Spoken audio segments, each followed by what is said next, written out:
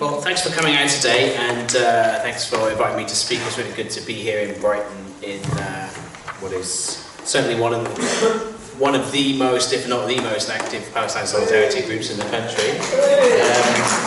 You know, you are famous in that respect. Infamous. Infamous to the right people, I hope. Yes. So as Barry said, I'm Asa Winstanley. I'm a London-based journalist for the Electronic Intifada. We're a news website that reports on the Palestinian liberation struggle. You can read us at www.theelectronicintifada.net. Okay, so we were founded in 2001, so we're kind of one of the oldest websites on the internet, really, that's sort of still going. We're a fully independent publication. We're funded by our readership, including you, which is really good to hear. And it's good to come out and actually meet some of our readers. Too often I'm just kind of stuck behind my keyboard, so it's quite nice to come out like this and meet some of you. So we've got no advertising, we've got no corporate sponsors, no state sponsors, you know, we don't have any oil or gas money. We're a fully independent publication funded by our readership. So Palestine is an almost uniquely censored issue in the world's media. I mean, the mainstream media is lacking in all sorts of ways on all sorts of topics, but there's something about Palestine which means it's kind of almost uniquely badly covered. And you can't say it's not covered, but it's badly covered, I suppose that is the way I would put it. And it's also badly covered in the Arab media, you know, which is dominated by Saudi money. And so, really, the way we do it, we think, I mean, we're very much of the opinion, is the only way to do the issue justice. You're funded by your readers. So, we're also free to read, we've got no paywall, you know, many websites these days are having paywalls. So, we've got we're not the only such website, you know, there's Wonder Wise in America, which does a good job too. So we at EI, we've got regular correspondents who report for us from all over Palestine and from all over the world, because Palestine, as you know, is a global issue. So our correspondents include many young reporters from the Gaza Strip.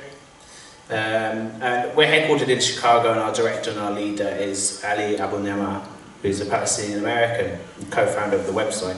So as an independent reader-supported publication, we've got limited resources. So I suppose you could say that's the disadvantage. You know, we wouldn't have the resources to do what Al Jazeera did when they did the lobby documentary, which I'll talk a bit about in my talk a bit later on. But that was a 6-month investigation where they had an undercover reporter doing a very good job of pretending to be somebody in the Labour Party, a young activist in the Labour Party who was a pro-Israel Labour person.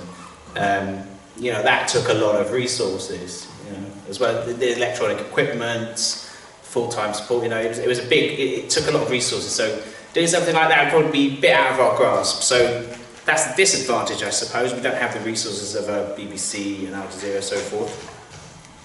But I'd say we punch above our weight, and quite often we do this because we publish stories that other people actually won't touch, or if they do, they'll do it in a bad way, or mainly from the Israeli perspective. Or something you see, I suppose, more in British media is a so-called balanced perspective, where you, especially in the BBC, you go to lengths to say, oh well, there's this terrible massacre that happened, so therefore we've got to get an Israeli perspective on it, which, when you think about it for a minute, actually doesn't make any sense. But this is the standards they apply to it. So we've got millions of readers all over the world, so there's no issue of demand there. You know, people want to read about this, and I'd say we don't have it so much anymore. But Amina Salim used to do regular. She doesn't have the time and resources to do it anymore, but she used to do regular media analysis of the BBC's reporting and how terrible it was and still is. And she would write blogs for us based on her very good research, and those blog posts regularly be some of the most popular articles, you know. So people are aware of the issue and they're aware of problems there, and it's kind of up to us to tap into that, I think. So I just want to talk a little bit now, a bit more personally, about how I came to be a journalist and what motivates me, and what our role in EI is in the movement for justice in Palestine. And I think, you know, maybe this is sounding a bit like an advert for EI, but it's kind of good to be accountable to you as our readers and our funders in that way, to put this forward. But I think more widely it goes for other journalists, for other publications, like I've said, other independent journalists who are trying to be reader supported. A lot of us have come into it in the same way, or very similar ways. So obviously for our executive director, Ali Abu Nimar, he's a Palestinian, so it's in his family, it's in his history. For others of us, it's more that we came into the activism, and then personally I found out, you know, I was more of a better writer than I was of organising demonstrations, for example. But I think it's all, you know, there's all different roles within the movement in that way. Myself, I personally first became aware of the Palestinian struggle during the early years of the anti-war movement after the 9/11 attacks in the USA. So I was in my early 20s then, so now you know how old I am. I joined some of the demonstrations against the US and UK invasions of Afghanistan and later Iraq. Next slide, please. In those days, so it was 2001, 2002, 2003, the Second Intifada was raging in Palestine against Israel's brutal collective punishment of an entire population. While the Second Intifada later became a militarised, low-scale sort of insurgency from the Palestinian side, Western and Israeli media misrepresentation of it make it quite easy to forget that the Second Intifada began in the same way as the First Intifada, as a mass and armed struggle of popular demonstrations. So Israel reacted to this popular resistance of an entire people for freedom then, as it still does now, which is with massacres. So during the first few days of the uprising, the Israeli army infamously fired 1.3 million bullets at the protesters. This later triggered a wave of reprisal bombings by Palestinian armed groups, and you can see up on the screen this infamous the figure that was coming up at the time of an Israeli military analysis by this Haaretz journalist at the time, and he's talking about what was behind it, you know, the analysis of this is the only way they will understand that they are best off coming to terms with their inferiority and accepting Israel's demands. And he was saying this explains why we used 1 million bullets. So while their intifada raged, so did global solidarity with the Palestinians. Next slide, please.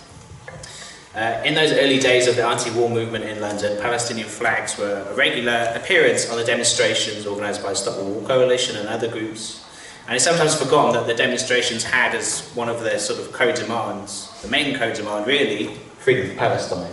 It was, you know, don't attack Iraq, free Palestine, I'm sure most of you remember. So the red, black, green and white flags flying above the heads of other marchers made me curious to find out more about why the Palestinian cause was so central for a lot of people. And I remember an uncle of mine telling me in stark terms that the modern state of Israel was only created in 1948 and that the Palestinians had essentially been thrown out to allow that to happen. And it's a clear memory of mine because I found it a shocking claim at the time. And I think that then, in the same way as probably most people in Britain, or certainly a lot of people in Britain, to the extent that I thought about Palestine and the Israelis at all, it was in the so-called balanced terms of a so-called, you know, eternal conflict, which is like it was intractable and it's complicated, and that's kind of, in a way, that's what Israelis want people to think. You know, they want the Israeli government would prefer that, or it's complicated, you need balance. Obviously, they want people to support them, ideally, but failing that, we'll just sort of say, oh, it's complicated. So to hear the reality described in such stark moral terms came as something as a shock.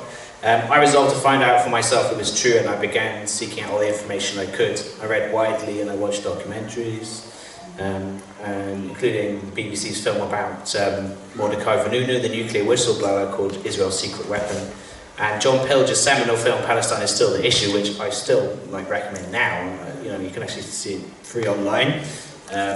You know, it was made, what, 18 years ago now, and it's still sadly quite relevant. So later, after meeting some of the activists in London, some of their activists in London got involved in the International Solidarity Movement, which I'm sure most of you know about. The ISM was a group which, you know, still exists, which sent activists to participate in Palestinian demonstrations and other solidarity activists in the West Bank and Gaza Strip. That was my personal entry point to it. So the theory of the ISM is that friends of people with Western passports, presence of white people essentially, mostly, would mitigate or lessen the threat of indiscriminate Israeli violence against Palestinians demonstrating against the occupation, or in many cases while simply going about everyday business.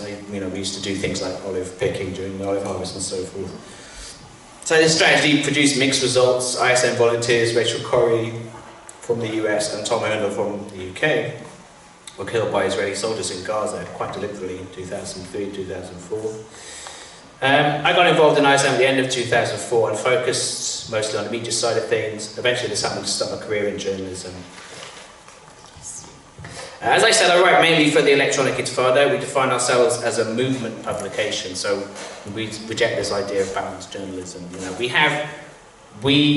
if you like, we have our agenda on our sleeve, in our title, the Electronic Intifada. You know, we see ourselves as very much part of the global struggle for Palestinian human rights, or Palestine's weapon of mass instruction, as our Twitter biography puts it. We try to create information for action, resources that are useful for activists such as yourselves, and we rely on hearing from you, you know, for the latest from the front lines of campaigning, activism, and something, you know, that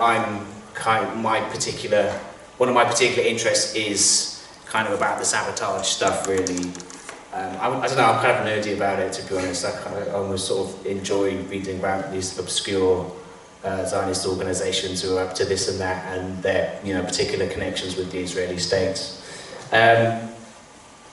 So what does it mean to be a publication for the Palestine Solidarity Movement? We reject the idea of neutral or balanced media. We're not neutral, we're committed to the cause of justice in Palestine. We also have a higher commitment to the truth as best as we can ascertain it. So, you know, truth is not always black and white, but sometimes it is black and white, and we try and express that as best as we possibly can. So our commitment to the truth means that everything we publish is rigorously fact-checked. You know, I think quite often blogs or online websites, publications of different kind, have a bad reputation for being, as Donald Trump would call it, fake news. And quite often that is sort of, it's kind of justified. There is a lot of rubbish on the internet, but at the same time there is good things on the internet, and I think that what a lot of people maybe don't necessarily realise is that we actually have higher standards, editorial standards, than a lot of mainstream, the mainstream publications. I know that for a fact because we've had journalists who work in more mainstream organised websites, corporate media organisations, journalists who've worked for Al Jazeera, who've written for us as well, and they say our standards are actually higher. And we kind of go above and beyond because we know we're going to be attacked in a way, so, you know, we make it all bulletproof. But, you know, just as well, just the principle is you don't want to be printing things that aren't true, so, you know, why would you do that? Or as the late Palestinian intellectual Edward Said put it, the quote on the screen, the Palestinian struggle for justice is especially something with which one expresses solidarity. Remember the solidarity here and everywhere, in Latin America, Africa, Europe, Asia and Australia. And remember also that there is a cause to which many people have committed themselves, difficulties and terrible obstacles notwithstanding. Why? Because it is a just cause, a noble idea, a moral quest for equality and human rights. So, in other words, the inherent strength of the Palestinian narrative and the Palestinian cause is truthfulness. That's why, in the words of John Pilger, Palestine is still the issue. Palestine, in my opinion, is the Vietnam or the South Africa of this generation. Not that it's exactly the same as those struggles, but in terms of its iconic status, that's how I would put it. This is why there's still so much global solidarity with the Palestinian cause, and why it continues to grow slowly but surely year after year, despite an Israeli repression which is increasingly globalized.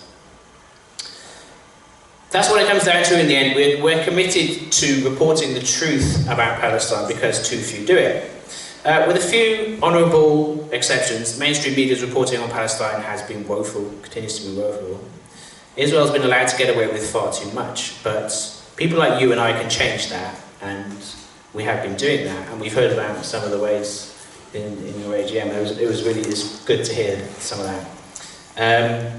So, in the last 13 years, a new Palestinian initiative has changed the game dramatically. So, the BDS movement, which I'm sure you all know about. So, just to put it in perspective a little bit, in 2005, the largest coalition of the Palestinian civil society founded the Boycott, Divestment, Sanctions movement, or the BDS movement.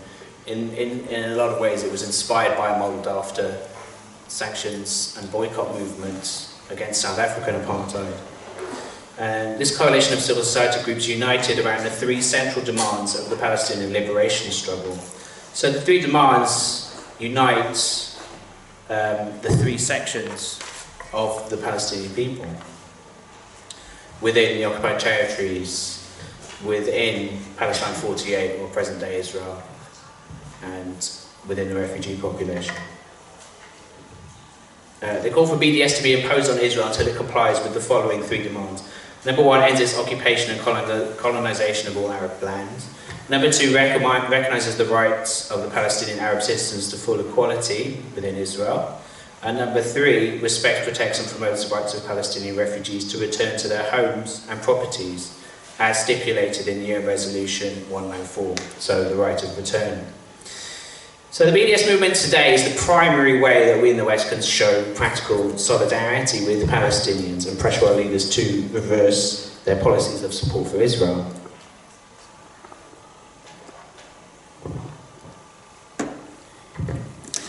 So I'm going to talk a little bit about the sabotage campaign now.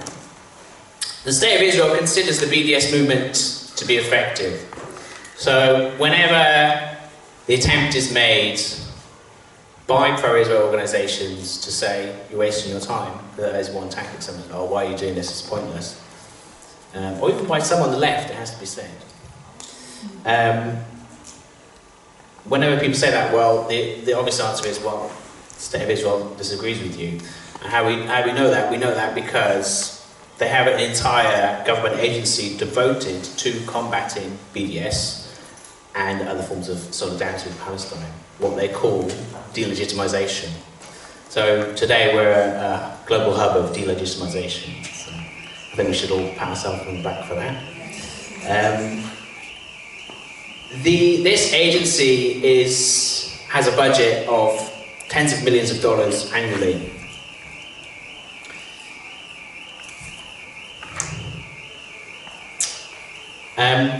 Jeremy Corbyn, as a veteran Palestine solidarity activist, has in the past expressed support for the BDS movement, although the so-called Labour anti-Semitism smear has led to him watering down this support. However, the prospect of a PSC patron moving into number 10 is clearly something of a nightmare scenario for Israel. The UK is, after all, defined by Israel as one of the global hubs of delegitimization, as they term us. So you can see why Israel would be concerned. So, this agency is called the Ministry of Strategic Affairs. In 2015, it was kind of reconfigured. It existed before that, but it was focused on Iran. With the deal that Iran made over its nuclear energy with the US and other Western states, it was kind of considered a lost battle. So that in the Ministry of Strategic Affairs was reconfigured to focus on what it calls Israel's war against BDS. And Israel combats BDS and other forms of solidarity through a mixture of crude online propaganda, backroom lobbying efforts, and frontroom lobbying efforts, which pressure Western countries to outlaw BDS, as we've seen here, to a certain extent, although the actual law that was passed doesn't outlaw BDS, although it was kind of front paged as a BDS ban, it doesn't. But it certainly has a chilling effect, so hopefully the National PSC will be able to find the resources to appeal the decision that was made this week. The final element of the way that Israel combats BDS and solidarity is through an increasingly dirty, covert influence and sabotage campaign. In 2015, Prime Minister Benjamin Netanyahu decided to give responsibility for fighting BDS to Gilad Erdan, the man on the left up there talking to Netanyahu in that photo. And they call, as I said, they call it a war. They call it a war against BDS, a battle against BDS. And I argue that the military terminology it's not an accident. So in a Knesset, Israel's parliament committee meeting last year, Gilad Erdan said, this is a battlefront like any other. Most of the ministry's actions are not of the ministry, but through bodies around the world who do not want to expose their connections with the state. So it's considering it a covert campaign, or you could say a semi-covert campaign, I suppose. They see themselves, the leaders of this campaign see themselves, in the words of a journalist from the Israeli newspaper Haaretz, quote, a place whose internal terminology comes from the world of espionage and security. Its leading figures appear to see themselves as the heads of a public affairs commando unit engaged in multiple fronts. So you do see discussion about this in the Israeli press, and there is actually criticism against the Ministry of Strategic Affairs, not because they're against BDS too, they're not supporting BDS, but there's kind of a turf war between the Ministry of Strategic Affairs, this covert or semi-covert unit, agency, and the Ministry of Foreign Affairs, which seems to be engaged, or has been engaged in similar things, but is a bit more subtle about it perhaps, or a bit more secretive about it. There's certainly a turf war going on there. According to another journalist, the veteran Israeli security correspondent Yossi Melman, the ministry is involved in what he called black ops against the movement for justice in Palestine. These have included such dirty war tactics as a campaign of harassment and death threats against Nadia Kiswanson, who is an attorney with the Palestinian human rights group Al-Haq. They did this because Al-Haq has been collecting evidence of Israeli war crimes in Gaza to submit to the ICC in The Hague. So they did some really unpleasant things like delivering funeral bouquets to her family home and so forth.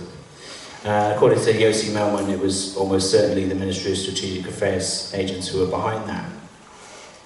One of the first acts of the Strategic Affairs Minister Gilad Erdan, the man on the left, was to recruit a new Director General to run his ministry on a day-to-day basis, and this is the woman here at the bottom.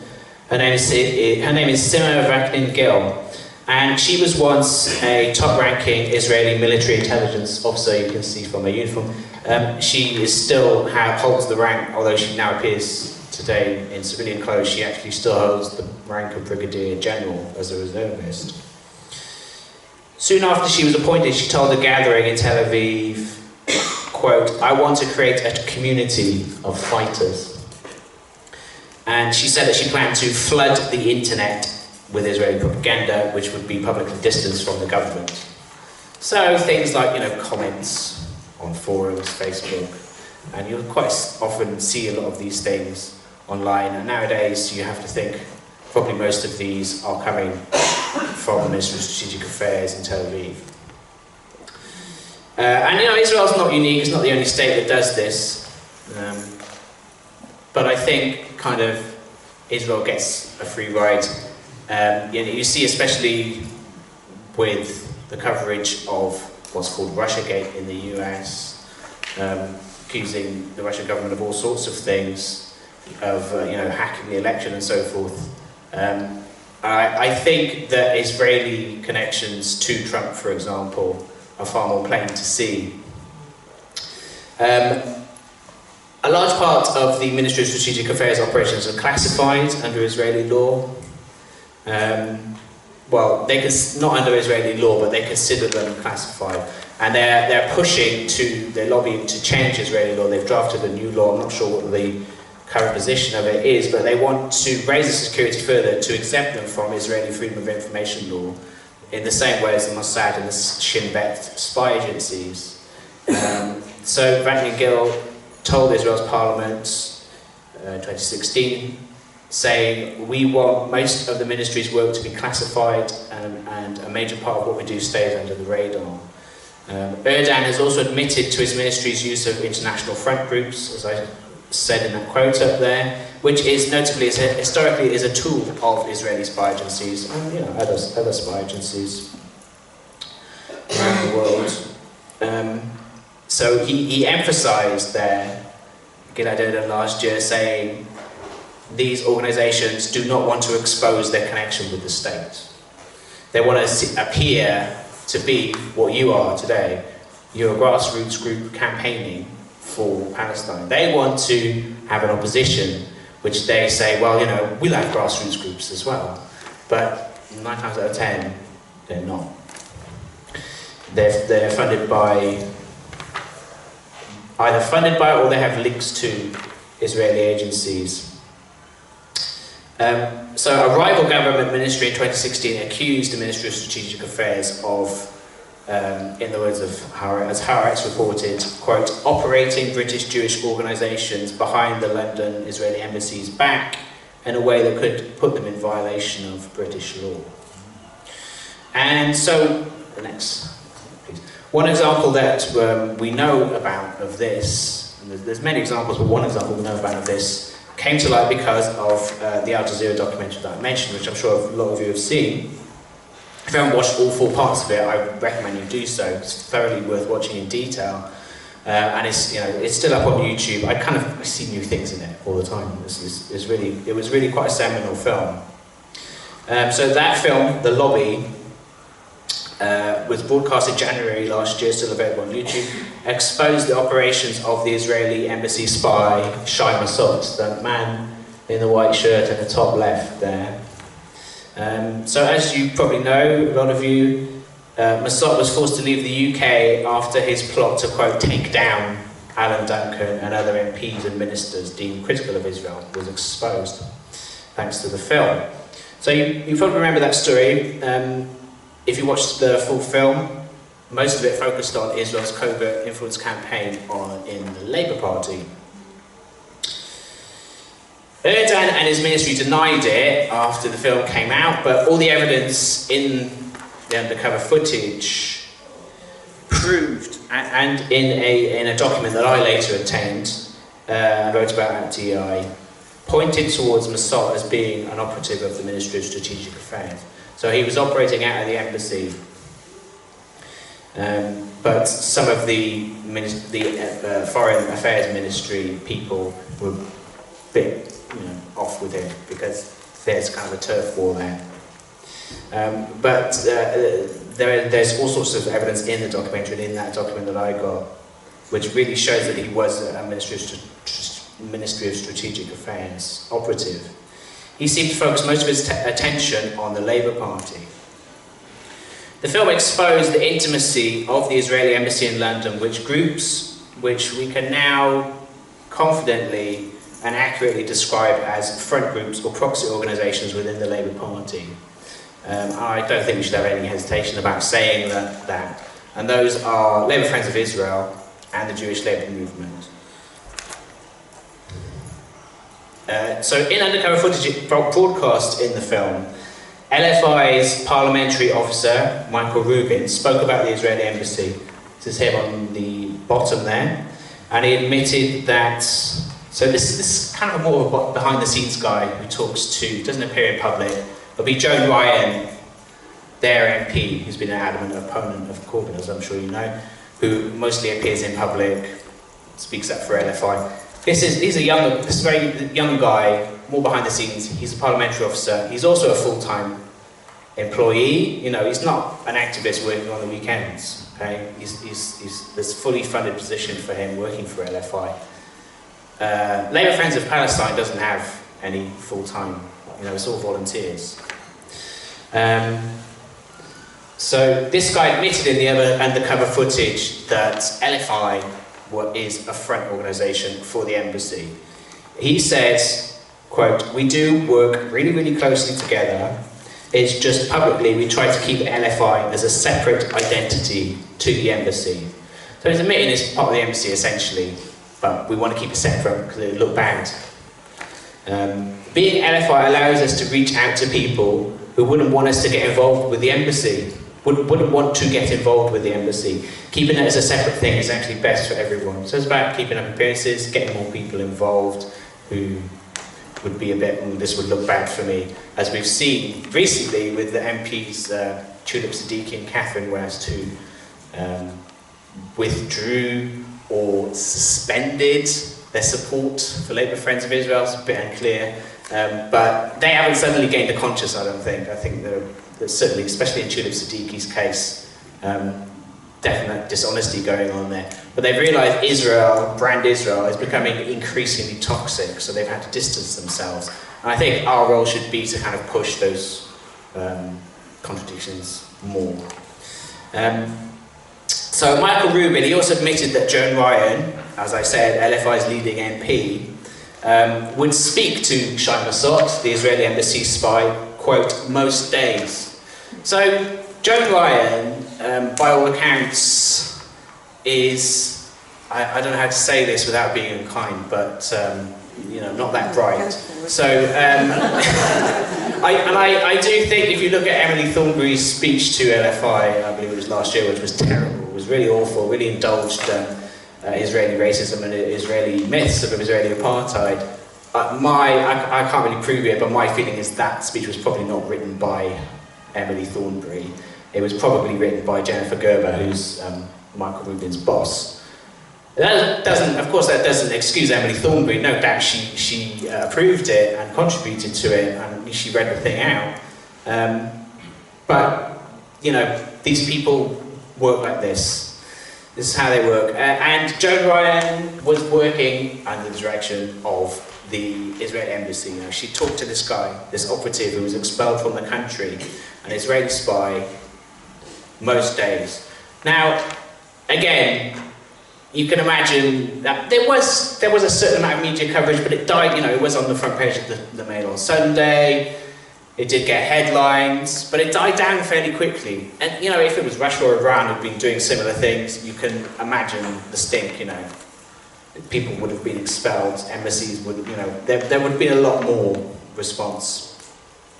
So the film also shows that Rubin admitted that he'd secured funding, money from Massot, and money from the Israeli embassy to help establish what he called Young Labour Friends of Israel.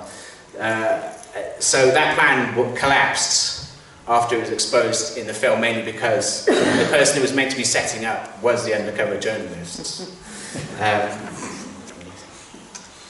So a transcript of an undercover recording that we obtained at EI recently, and which I wrote about in April, in this report on the right, shows that the Jewish labour movement is also a proxy for the Israeli embassy. And it's perhaps oversimple to say it's a puppet of the Israeli embassy. I don't think that's true. I think it has its own agency, but it certainly works in coordination with the Israeli embassy, and it's certainly acted as a proxy for the Israeli embassy, willingly so. Ella Rose, who again, the young lady in the middle, in the photo on the right, standing between Jeremy Newmark and Israeli Ambassador Mark Regev, is the full-time director. This is a paid job. Where JLM got this money from is undisclosed. She admitted to the undercover reporter, the Al Jazeera undercover reporter in 2016, to working closely with Shai Massot, the Israeli spy. She said, quote, "We work with Shai, we know him very well."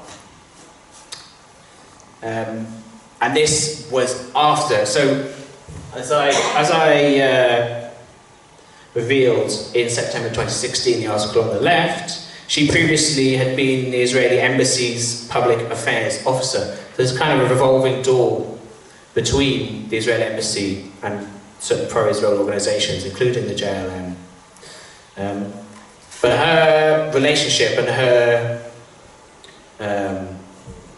relationship to the Israeli embassy and its officers, and including the spy, Shai Masot, continued after she became the director of the JLM.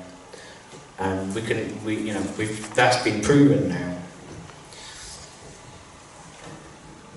The transcript of the conversation proves that it continued, and almost certainly continues to this day, I would say.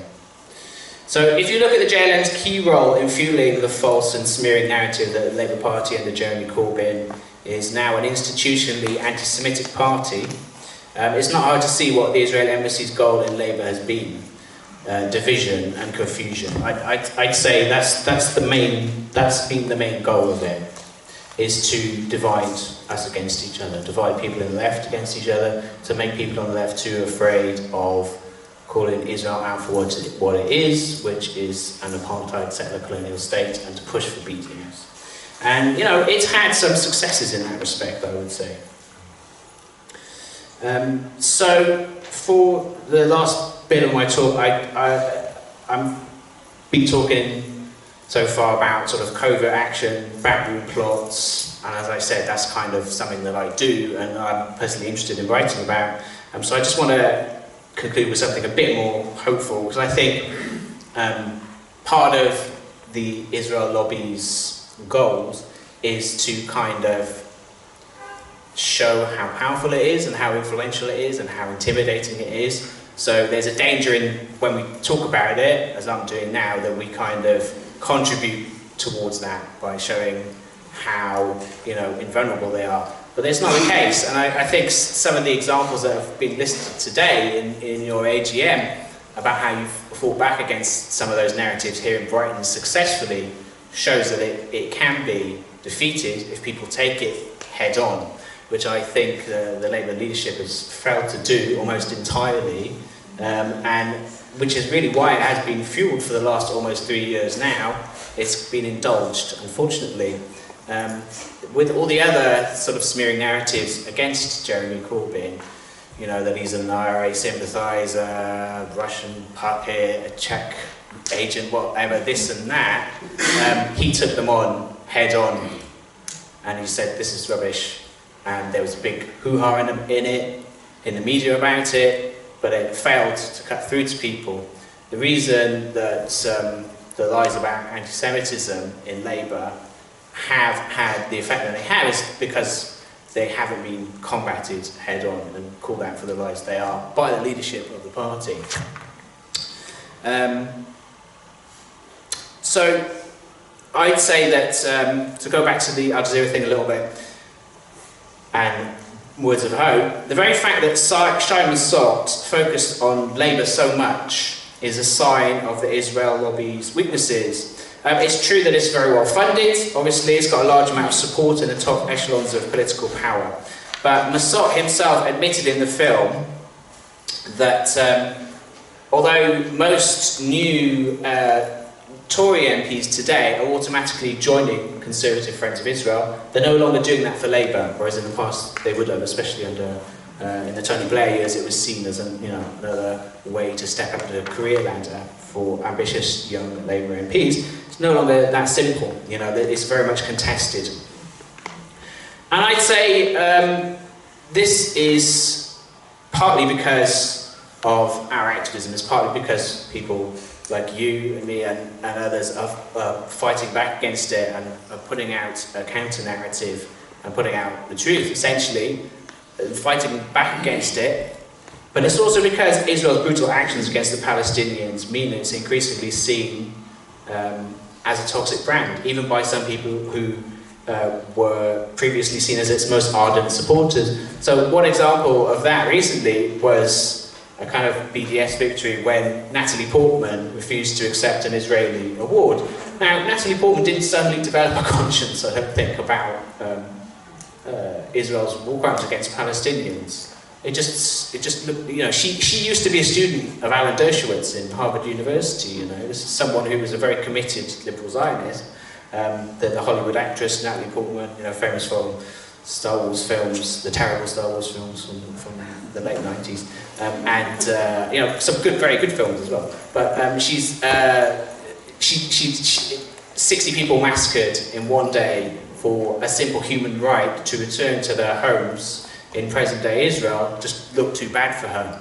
You know, she couldn't go there and accept it. It'd be bad for her brand, you know, as this kind of liberal humanist and so forth. So Israel is kind of funding its own downfall in that way. Historically speaking, if you look at the long-term trends, the Israel lobby's influence is in sharp decline. So the power of the Israel lobby is real, but it's also much less than they'd like us to believe. And I think that, you know, when it's fought back against, big things can be achieved. And if I didn't want to focus on the Labour Party in this, but you know, as I'm sure a lot of you know, I've written about it a lot. If Jeremy Corbyn had called these lies out from day one, then it wouldn't have been fueled to the extent that it has. You know, they're not as powerful as they claim they are. So a secret Israeli government-backed report by a key think tank last year called the Brighton Institute, they wrote this report and it admitted it was secret. You know, it was only distributed to pro-Israel groups in the US. We obtained a copy of it. They admitted that despite the fact that pro-Israel organisations have increased their spending to combat the Palestine solidarity movement more than 20-fold in the previous 6 years, that, in their words, results remain elusive. So that was kind of a diplomatic way of saying they'd failed to do anything against BDS. We published the report in full last year. In it, the Brighton Institute admitted that the BDS movement has seen what it calls, quote, impressive growth and significant successes. So this is the same organisation, the Brighton Institute, that in 2010 recommended that the Israeli government should begin to, quote, sabotage and attack the Palestine Solidarity Campaign, especially in hubs of delegitimization like Brighton. And I don't think it named Brighton, but probably they were, you know, that shows that their intelligence is not as good as they think it is, because if it was, they would have named Brighton as one of the hubs of delegitimization, I would think. So they were literally, this think tank was literally arguing that Israeli spy agencies, and it named them, Israeli intelligence agencies, should sabotage and attack what it called delegitimization hubs, in other words, BDS and Palestine Solidarity. That was 8, 9 years ago in this series of reports. But now, last year, in this new report, they admit that these efforts have mostly failed, and that we've been growing. So this failure is thanks, I argue, to ordinary people like you and like me. The same group admits in private that it's losing the battle. And this is what they're talking about amongst themselves. And this is also why they have made efforts to have censored a follow-up to the Al Jazeera documentary called The Lobby USA, similar undercover 5-month investigation to the Israel lobby in the USA, which is of course much bigger and it involves far more money and more organisations. It does seem at the moment that it's been successfully censored by the government of Qatar essentially giving in because they want to ingratiate themselves with Donald Trump and Jared Kushner.